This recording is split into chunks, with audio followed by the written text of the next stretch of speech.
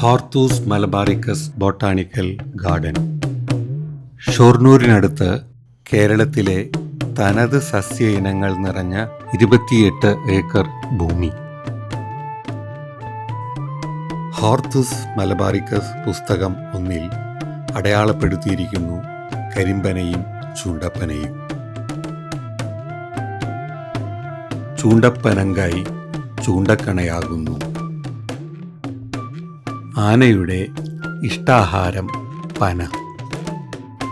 കുരുക്കൾ, ത്വക്ക് രോഗങ്ങൾ, അൾസർ എന്നിവയ്ക്കുള്ള പ്രതിവിധിയും കണ്ണ്, കരൾ പരിചരണവും ചൂണ്ടപ്പനയിൽ നിന്നാകാമെന്ന് ഹോർത്തൂസ് മലബാറിക്കസ്.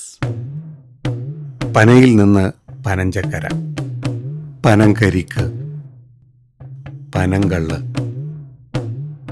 കോളറ, പ്രമേഹം, ശ്വാസതടസ്സം, മൂത്രസംബന്ധ രോഗങ്ങൾക്ക് പ്രതിവിധി കരിമ്പനയിൽ. പനവിരലാദി ഭസ്മം വളരെ പ്രധാനപ്പെട്ട ഒരു ഔഷധയോഗമാണ്. ലിവർ ഡിസോർഡേഴ്സിൽ അത് സംബന്ധമായിട്ട് വരുന്ന നീർക്കെട്ടിനെല്ലാം വളരെ ഉപയോഗമാണ്.